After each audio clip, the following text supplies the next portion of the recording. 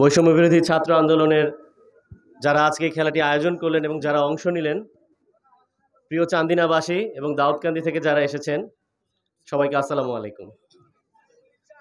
জুলাই গণ অভ্যুত্থানে যারা শহীদ হয়েছেন, যারা আহত হয়েছেন, সেই সকল বিপ্লবীদের স্মরণ করে আমি আজ এই সংক্ষিপ্ত বক্তব্য শুরু করছি।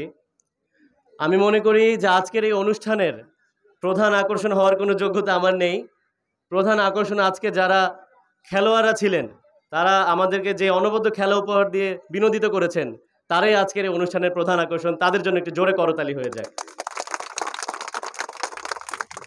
খেলাধুলা আয়োজন করার এই তরুণ সমাজের জন্য মূল দুটি উদ্দেশ্যে আয়োজন করা হয়ে থাকে। এক হচ্ছে শরীরচর্চা, দুই হচ্ছে মাদক থেকে দূরে রাখা। আমরা যদি মাদকদ্রব্য নিয়ন্ত্রণ অধিদপ্তরের রিপোর্ট এবং সংবাদপত্রগুলোর দিকে চোখ রাখি, বিগত 5 বছরে সারা দেশে কিন্তু প্রায় 5 গুণ বেশি মাদক সেবীর সংখ্যা বেড়েছে, মাদকাসক্তর সংখ্যা বেড়েছে। এবং আরও যে ভয়ঙ্কর বিষয়, তাদের মধ্যে বেশিরভাগ সংখ্যাই হচ্ছে 15 বছর এবং তার নিচের বয়সী ছেলেমেয়েরা।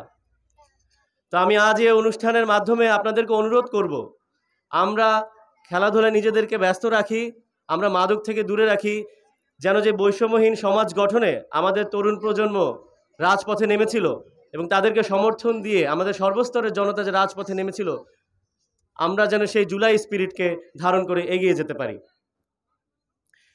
সেই সাথে বলতে চাই, এই যে মাদক সেবীর সংখ্যা বাড়লো, এর কিন্তু একটি পরোক্ষ কারণ হচ্ছে গত 15 বছর দেশে এক ফ্যাসিবাদী শাসন কায়েম ছিল, এক স্বৈরতন্ত্র কায়েম ছিল। কারণ আমাদের যে তরুণ সমাজের যে উদ্দীপনা আছে, যে এনার্জি আছে, আমরা কিন্তু গত 15 বছর স্বাভাবিকভাবে রাজনীতির চর্চা করতে পারি নাই। আমাদের বহুদলীয় গণতন্ত্রের চর্চা ছিল না। আমরা নিজেদের মনের আবেগকে, মনে যেই আমাদের স্বপ্ন আছে, তা কিন্তু প্রকাশ করতে পারি নাই। এক ছাত্রলীগ করা ছাড়া আর বঙ্গবন্ধু বন্দনা করা ছাড়া আর কোনো কথা বলারই আমাদের কোনো সুযোগ ছিল না। সেই কারণে পরোক্ষভাবে হলেও আমাদের তরুণ সমাজ কিন্তু বিষণ্ণ ছিল, হতাশায় নিমজ্জিত ছিল এবং এর ফলে অনেকেই মাদকের দিকে নিজেদেরকে ধাবিত করেছে।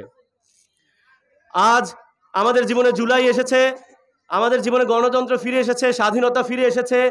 আমরা আশা করব এই যে নতুন পাওয়া স্বাধীনতা, একে কাজে লাগিয়ে আমাদের যে সহযোদ্ধা ভাইয়েরা জুলাইতে জীবন দিয়েছে, তারা যে বাংলাদেশের স্বপ্ন দেখেছিল, আমরা এই তরুণ সমাজ যারা আজ মাঠে খেললাম, যারা আজ এখানে বসেছিলাম, আমি এই তরুণ সমাজকে বিনীত অনুরোধ করব, আপনারা মাদক থেকে দূরে রেখে যে স্বপ্নের বাংলাদেশ আপনারা গড়তে চান, সেই পথে আপনারা এগিয়ে যাবেন। সেই সাথে আরও বলতে হয়, ক্রীড়াঙ্গনেও কিন্তু ফ্যাসিবাদ জেগে বসেছিল। আপনারা সবাই জানেন, বাংলাদেশ ফুটবল ফেডারেশনের যিনি প্রেসিডেন্ট ছিলেন কাজী সালাউদ্দিন, আওয়ামী পৃষ্ঠপোষকতায় তিনি 16 বছর একই চেয়ারে ক্ষমতা আঁকড়ে ধরে রেখেছিলেন। বাংলাদেশ ক্রিকেট বোর্ডের নাজমুল হাসান পাবন সাহেব, তিনিও ফ্যাসিবাদী কায়দায় 12 বছর ক্ষমতা আঁকড়ে ধরে রেখেছিলেন। সেই ক্রীড়াঙ্গনেও কিন্তু আজ গণতন্ত্র ফিরে এসেছে এবং আমাদের এই তরুণ সমাজের দায়িত্ব হবে, এবং আমাদের এই মুরব্বীরা আছেন, তারা আমাদেরকে পথ দেখাবেন। আমাদের দায়িত্ব হবে যেন সকল রাজনৈতিক স্তরের পাশাপাশি ক্রীড়াঙ্গন থেকেও যেন আর কখনো ক্রীড়াঙ্গনে ফ্যাসিবাদ ফিরে আসতে না পারে।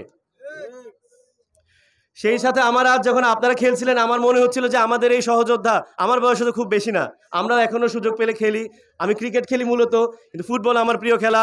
আমাদের যে সহযোদ্ধা যারা আমাদেরই বয়সী, যারা জুলাই আন্দোলনে দেশের জন্য বুলেটের সামনে বুক পেতে দিলেন, তাদের অনেকেই আজ পঙ্গুত্ব বরণ করেছেন, অনেকে হাত হারিয়েছেন, অনেকে পা হারিয়েছেন। তারা আর কখনো খেলার মাঠে ফিরতে পারবেন না। আমরা আশা করব এই তরুণ সমাজ, আমরা তাদের এই ত্যাগকে মনে রাখব, তাদের ত্যাগকে মনে রেখে আমরা এই জুলাই স্পিরিটকে ধারণ করে সামনে এগিয়ে যাব। এই বলে, এবং আজকে আমাকে যারা এখানে আমন্ত্রণ জানিয়েছেন, বৈষম্য বিরোধী ছাত্র আন্দোলনের চান্দিনার নেতৃবৃন্দ, আবুল কাশেম অভি সহ সবাইকে ধন্যবাদ জানিয়ে আমি আমার এই বক্তব্য শেষ করছি। ইনকিলাব জিন্দাবাদ।